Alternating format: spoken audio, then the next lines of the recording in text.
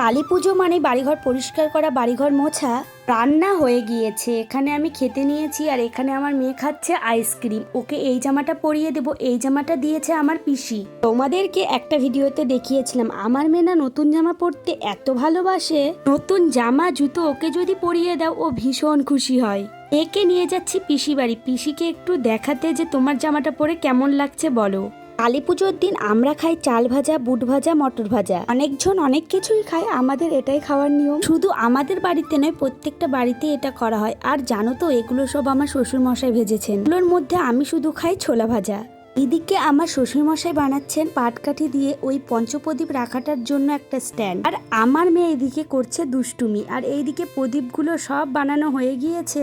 এই কালী পুজোর রাতে এই পঞ্চপ্রদীপটা কিন্তু আমাদের খুব একটা দরকারি জিনিস বলতে পারো। এটা প্রত্যেকটা বাড়িতে এই নিয়মটা করাই হয়। আমাদের না হয় পরের ভিডিওতে শেয়ার করব কি কি নিয়ম করলাম।